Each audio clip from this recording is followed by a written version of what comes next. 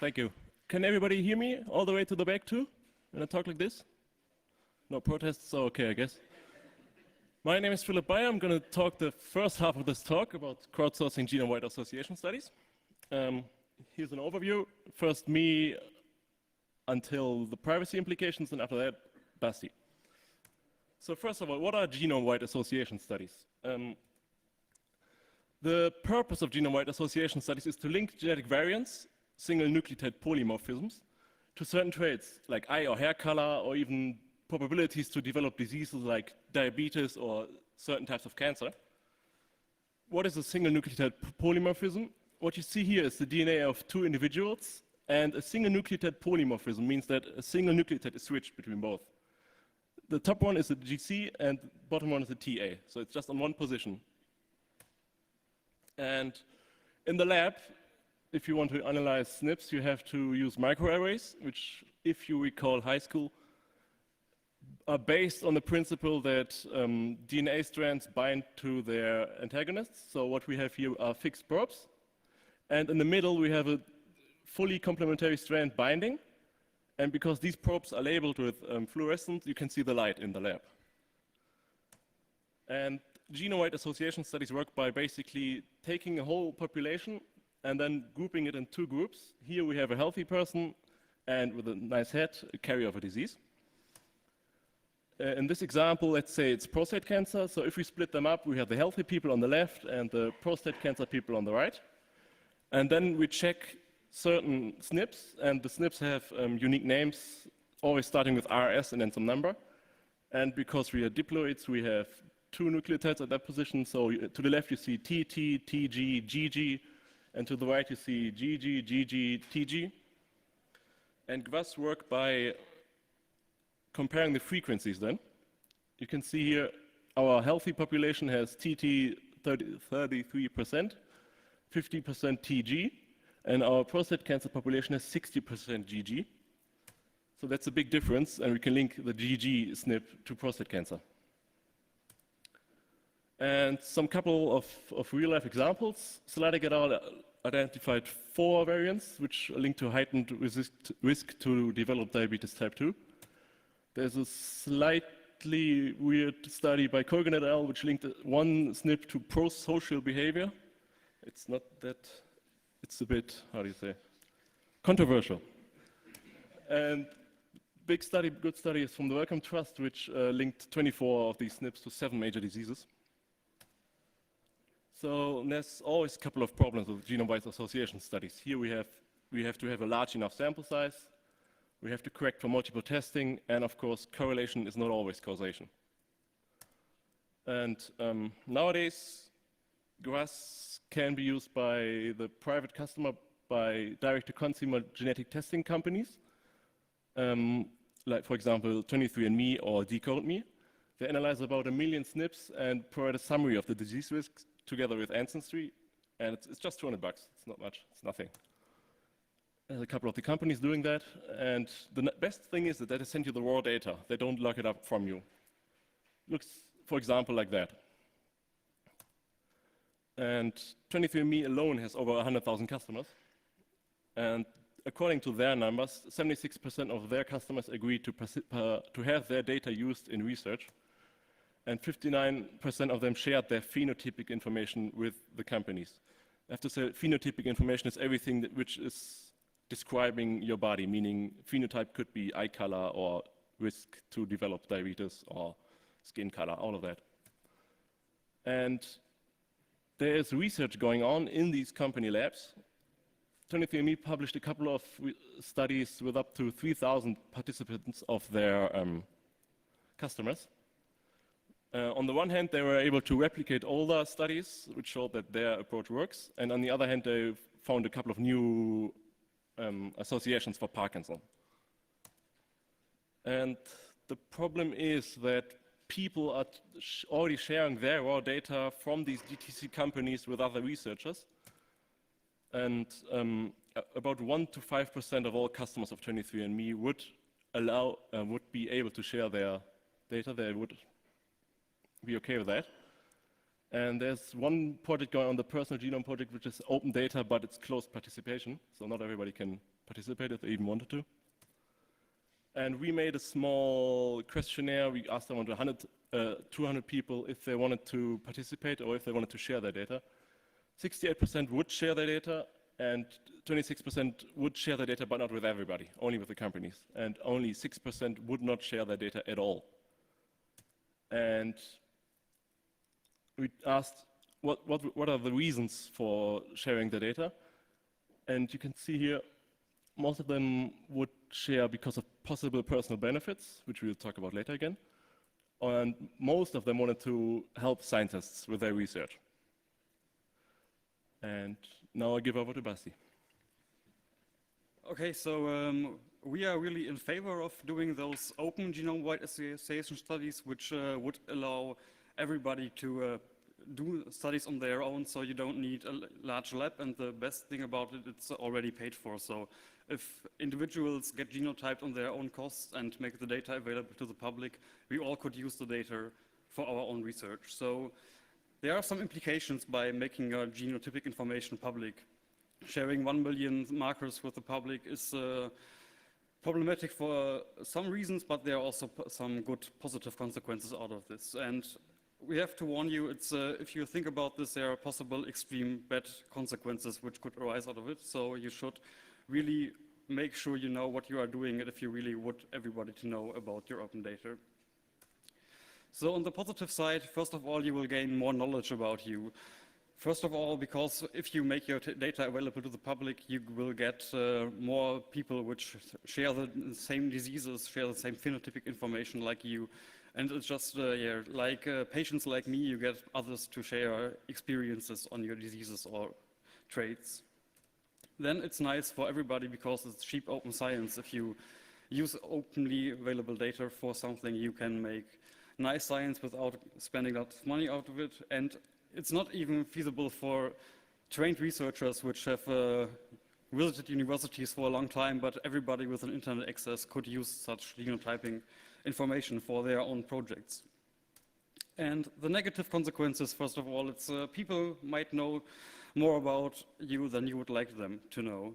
Yesterday there was a talk about forensics, how DNA fingerprinting is used by law enforcement agencies.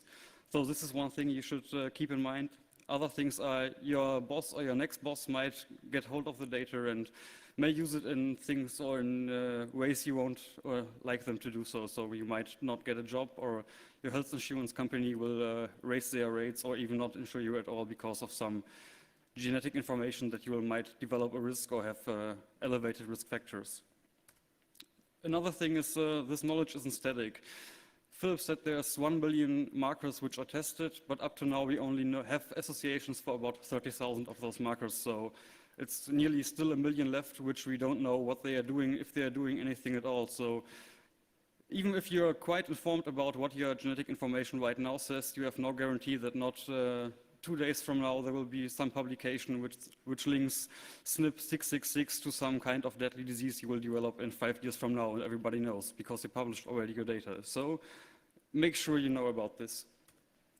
And well, your data is not only informative about you, but also about your next of kin. So your parents and especially your own children will have similar information. So I'll illustrate this on my own example. I've published my data already, and it's I have this nice AA allele here, and this means I have 1.6 times higher risk for breast cancer, which might not sound that much, but it's nice to know. But this also says that my dad and my mom will have at least 1A, and this 1A already means that they will have at least a 1 times higher risk for breast cancer as well.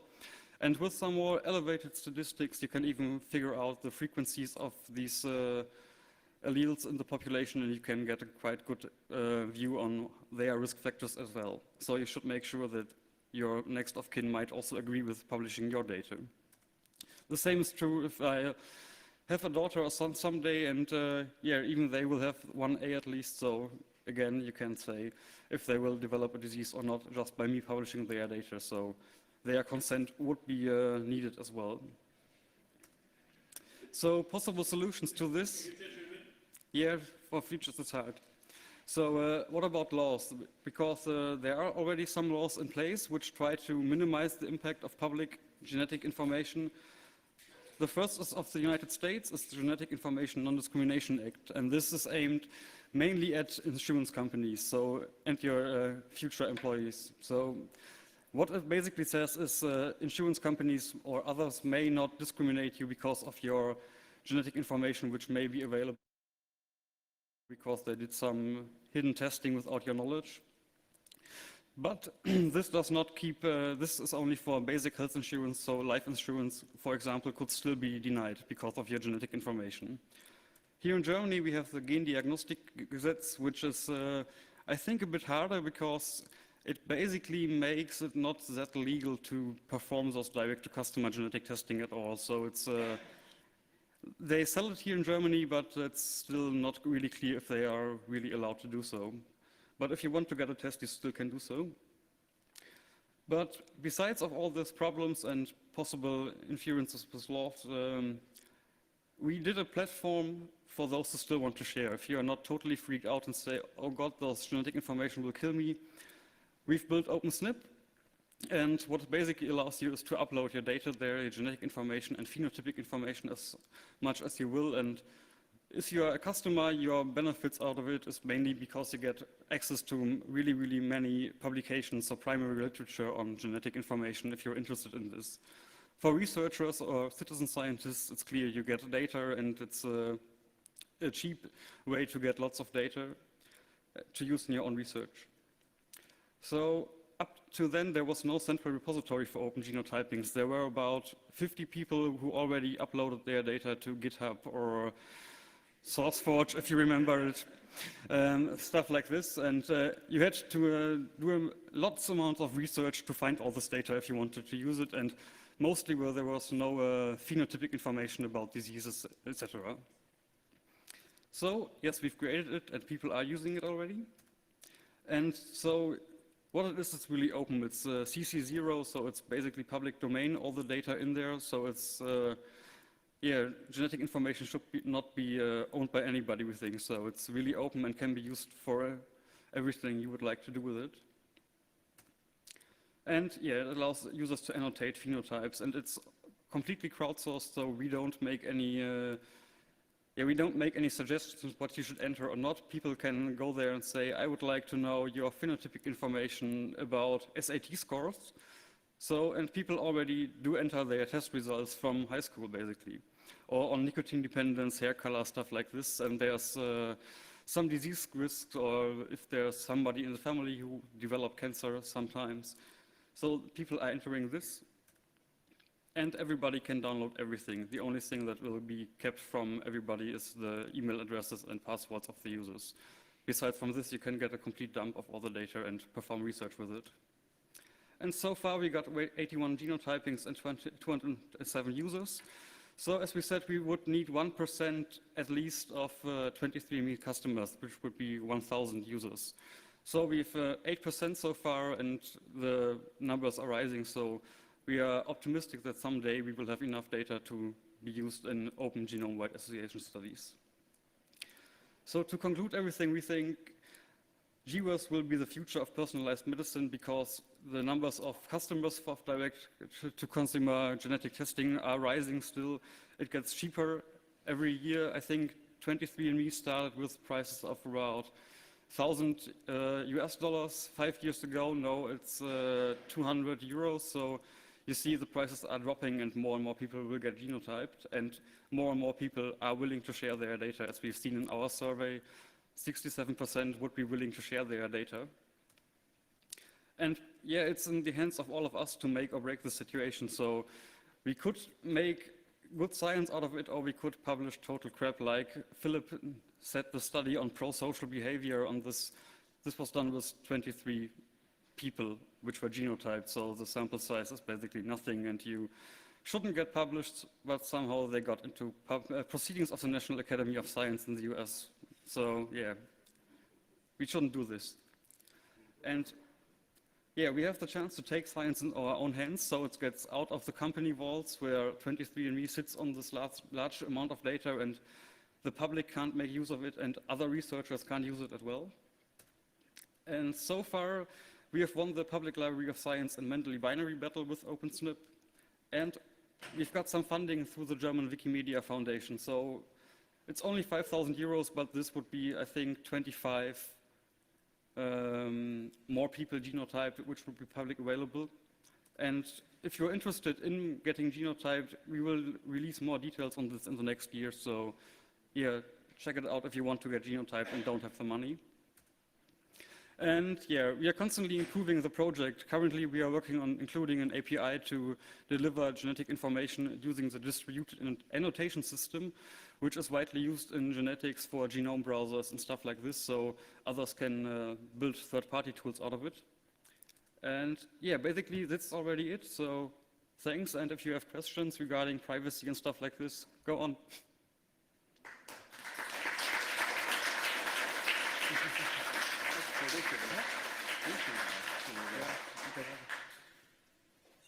So you definitely not a switch in speakers or so? Okay. They said they would do a switch in the speaker. So what anyways. Now Q&A, we have again a microphone here running around and one signal angel sitting in the IRC. And apparently there are already some questions. And before we start with that, again, if you see any Mate bottles, please bring them out. Yes. So now we can start. The first question, I would say, from the audience, and then we go over to the IRC. First, thank you for the interesting talk. Was an issue I didn't know about anything, so very interesting. My question, or what you just make a very short summary, so I think there are lots of aspects we can talk about, but the most interesting for me would be, as you said, if I publish my genome, I cannot see the effect it will have in the future because of the research which is coming up, which can also be like, okay, there will be a, theoretically, you can tell me what my intelligence is or whatever. So, and the much more interesting aspect, I think, is the impact which it will have for my children and maybe the children of my children, and very much aspects so on. And we had like this discussion about post-privacy also. Do you think we will have, like, in the future, like in 100 years, like everybody has a public genome and we will know like everything about everybody? Will this be a possible future, or do you think we will have to go more the way, okay, nobody can publish this because it's too dangerous? What is your opinion, in which direction, basically? Personally, I'd say we're probably landing somewhere in the middle, like people like us publishing it, and there's too much information about you in there, so I don't think that everybody's going to release it, and it's too important for the insurance companies and for your kids and everybody. I don't think we're going to have open genomes for everybody. But what do you think? I differ on this because it's 10 years ago the first human genome was published, and it cost about $3 billion and took 10 years. Now you can do it in a week for about 10,000 euros. So, and this price is still dropping at the same rate, basically. It's Moore's law is slow against it, so we will have the situation where it gets at least affordable. It's not a question of the price. So I think we already see that people get their full genome fully sequenced if they have some kinds of diseases. So it's in medical applications we already do it, and up to now we have not figured out how to deal with all the data. So basically it keeps biologists like Philip and me alive and in job.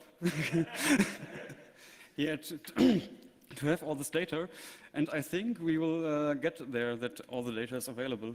But not publicly. Yeah, if it's cheap enough, you can't stop people from just taking a sample of you. We have heard yesterday in the forensics talk how many DNA you are losing every single second, so I think we'll get there.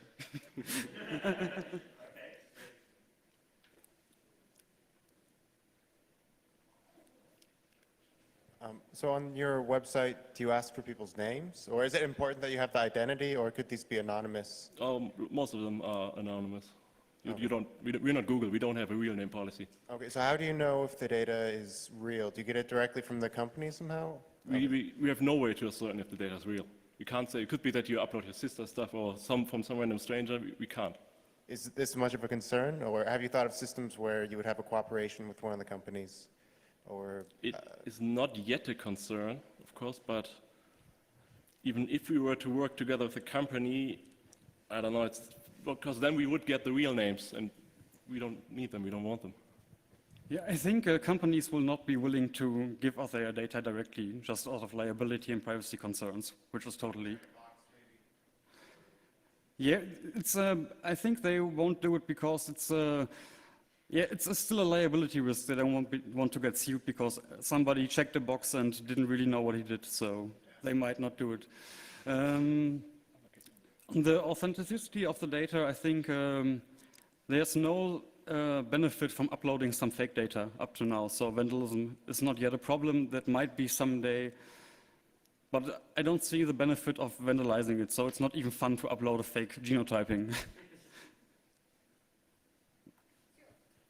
How much actually is the equipment of DNA sequencing today? And can a private person buy it on his own? And when will be the time to buy it on his own to have real sort of freedom? I mean, in a sort of, in a way of open source, hardware, DNA sequencing, whatever. There are some projects which are trying to build do-it-yourself biology DNA sequences. They are not really usable for complete genome sequencing yet because they are much too slow and basically the chemicals are too expensive to use it yet. So we won't get there so fast, but I think at 23andMe you can already buy a fully sequenced exome of yourself, so it's all the protein encoding regions of your genome for $1,000. So we are getting there, and there are people working on doing it open source. We've just two questions for you. One of them is, have you actually looked at any of the DNA forums that are out there, the forums of FTDNA and 23andMe users? Because they're very, very active and they'd be interested in something like this. They often submit their data to third-party services. The other thing is I'm a 23andMe and FTDNA customer, and one thing I have is for my personal records, I'm keeping all my test results on Google Health at the moment because there's nowhere else to store them, and there's no place that I can put my data and give controlled access to it. Is there anything like that on the horizon? What's the last sentence again? What is it? There's no place that I can put my test results and my data that I can give somebody else controlled access to them. For example, I have results of my supposed susceptibility to side effects in certain drugs and things, and I can't give my doctor access to that. Not easily, anyway. Yeah. But that's why we have the phenotype system, so you can upload your data and enter your phenotype, for example, the susceptibility to the disease you carry. So that... Did you want to say something? Okay, so that the doctor or other researchers researching that disease can then download your genotype and look at your phenotypes and link them together.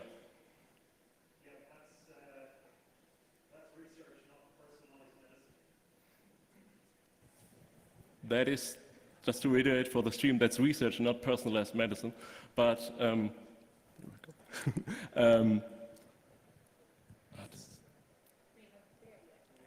yeah, we're not there yet. Soon, in the next couple of years, 5 to 10 years. And yeah, we are active on the 23andMe forums and trying to contact users there who already are sharing. Okay, so I've got I've got many questions, but here's the question: what sort of accuracy can be expected in a personal genome sequencing test? Is the data repeatable and verifiable?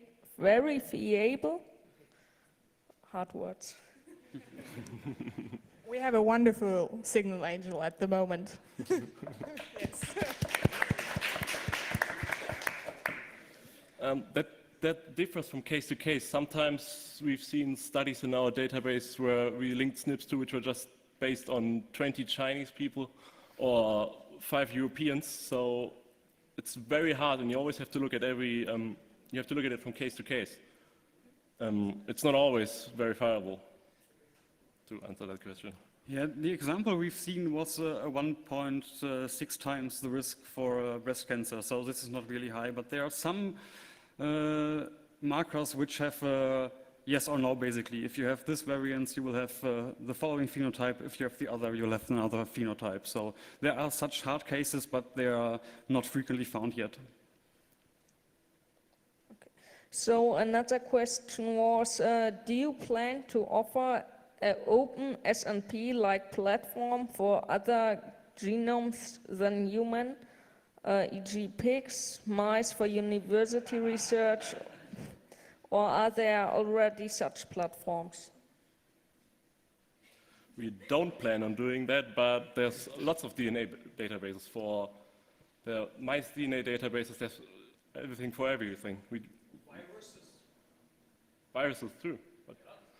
What we could do in the future is, like we've already mentioned before, we could make a similar database once exome sequences really takes off, cheap exome sequence, and then we can make a similar project. But we're not at all focusing on any animals. Yeah, but if you want to do it for other animals, you could do so. The source code is online available, so it's open source. Take it, make it out for pig open SNP, and go for it. Another question is, how much data is there for one person? Some GB? It's 30 megabyte? Yeah, it's 25 to 30 megabytes. Well, this is the just the 1 million markers. The fully sequenced human genome would have about 3 billion base pairs instead of 1 million. So it would get bigger. A couple of gigabytes for the full human genome. Hi, it seems you have a kind of basically an upload site and a data sharing policy. And where, what I'm really interested in is the API. And when we have exome data, I mean, what are you thinking? Because there you've got the whole problem of novel markers, how you interrogate that data, and that's where it gets interesting. So are you thinking about this problem? What's your plan to get into novel markers, multi-marker associations, and this kind of, genetic material? Yeah, in terms of access, we are currently implementing the distributed annotation system, which allows you to query data for a single chromosome, for a specific region in a chromosome, so you don't have to download all the data anymore. This would be of a huge help, and I think this is widely used, and it's a standard, so we will search for this. I think great idea. What would be nice is, like, once you have a lot of users in your database and you have tons of data, it would be nice as a researcher to go in and say, oh, I found these really interesting people, but I would like to interrogate them further onto their phenotyping. So I'd like to get them back into the lab. So if there would be some way I could contact certain people and say, we found these really interesting variations and we'd be interested to, take a blood sample or something and compensate you. Would you be interested in participating in our study? Which could be anything, and if there would be a way I could contact people through your website that I'm interested in, that would be fantastic. Yeah, we have a small private messaging system, so you can just use that. Just ask the people around. Yeah, and if it's more users, you won't be able that anybody could just click a button and send 1 million users the same spam message. So if you are interested in sending lots of emails through the system, you, as a researcher, just contact us, so we could do this.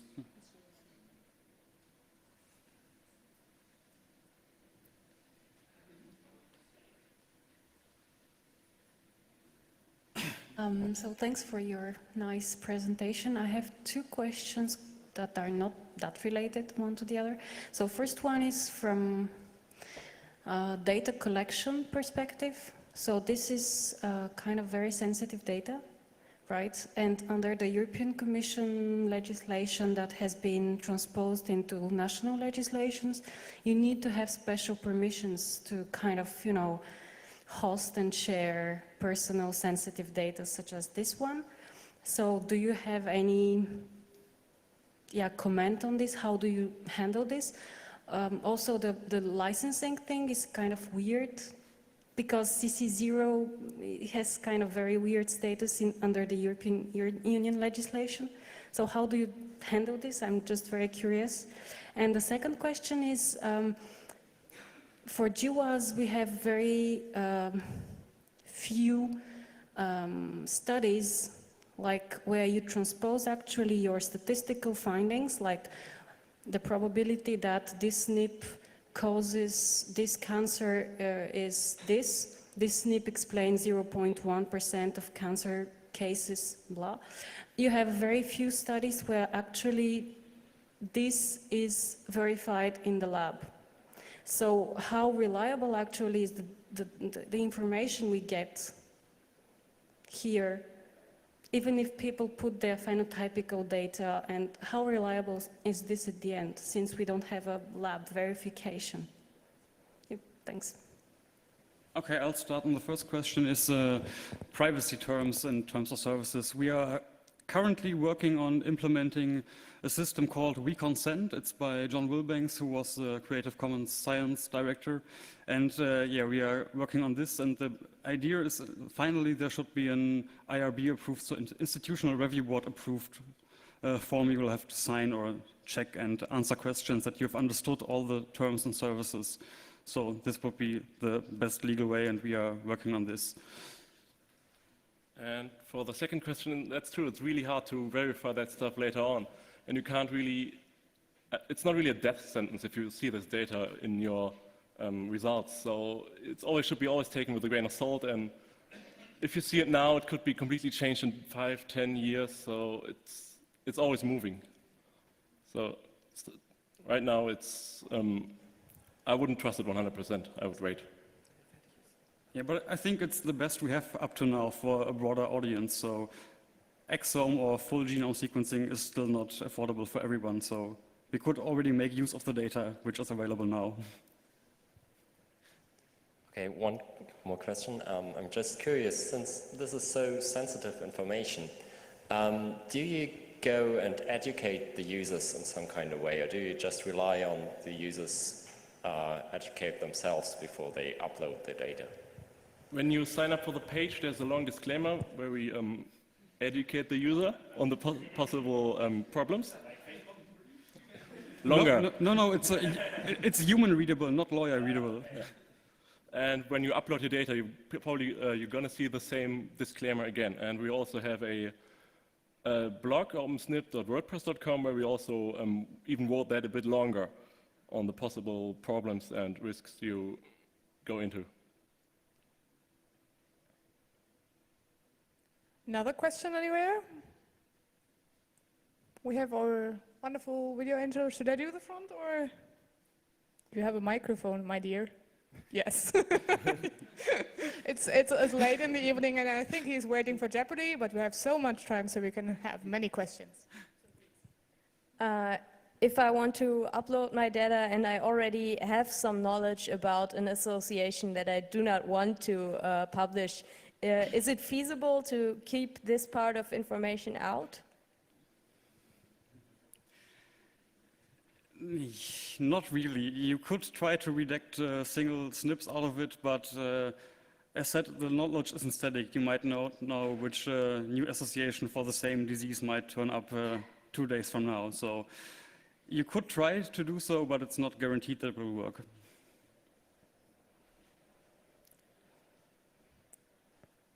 He's taking over now.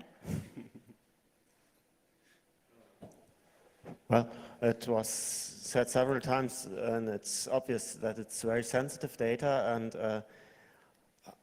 how is it protected against being taken, say, by brute force, be it legal at some point of time, or be it illegal? Some people with arms standing on the door and saying, "Give me your servers," containing all these genotype and phenotype data and users' emails and stuff, which may be correlated with clear names and identities. So it's really, really sensitive stuff.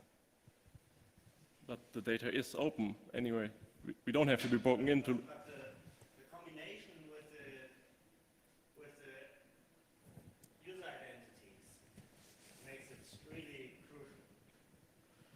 To minimize the risk, we don't log IPs. You can use fake email addresses, we don't verify that. And the only thing that you probably the only thing that's not open is the messaging system. That's the only thing we could lose if we get broken into. So if you use a fake email address and if you don't use the messaging system, then it should not be identifiable. But the problem is, because the data is so, the data itself is so singular for yourself, we could identify you again based on that data, and there's nothing we can do against that.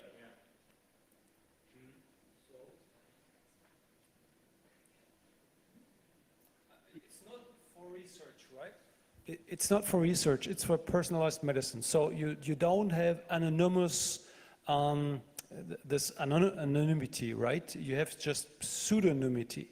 So if you are receiving and sending back and forth, so you have a two-way communication and another party, a third party can rely on that, right? So, and now the trust is broken at one point in time. In 2 years from now, or in 100 years from now, but the data is still valid for my grandson or for whoever. So there's no answer to that problem that I see right now. Because your grandson is not your clone, his data is probably going to be very, very different from yours. Yeah, for 1 quarter, but we're still going to get mixed up data. So even if you now lose all your data, you cannot say everything about your grandson. But if my wife is uploading something too, then you know the half at least of my grandchildren. So and so on and so on and so on. It's a never-ending story, right? So if you open the box of the Pandora, you never can close it again. Yeah, that's true. It is already open, so that means it's another body's problem then.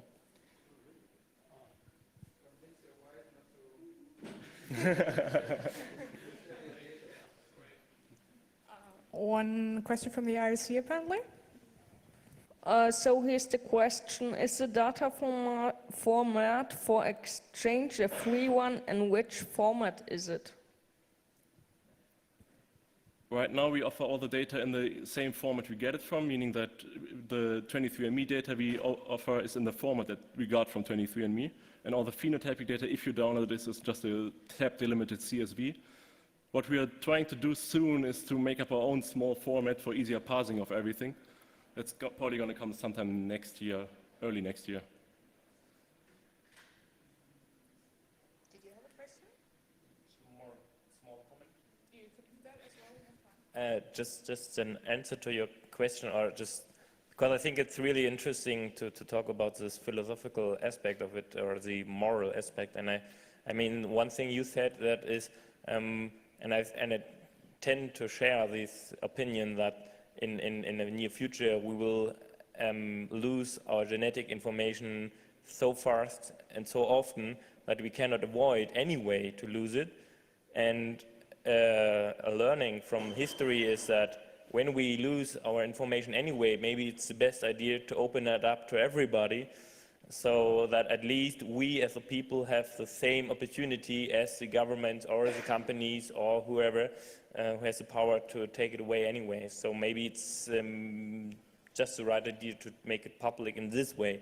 Just an idea, I don't have the clue already, but yet. Would that have helped in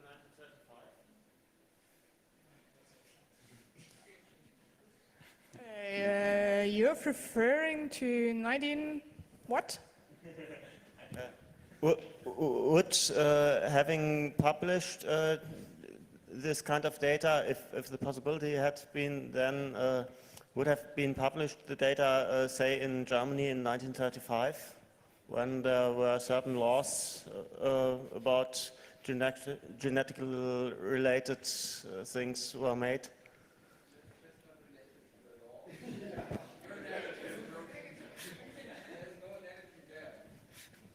And I personally would prefer if you would not make a remark about this, because else I think the Nazi would have killed me, because I have a genetic defect which is quite severe. So, thank you. I think, yeah, there was one.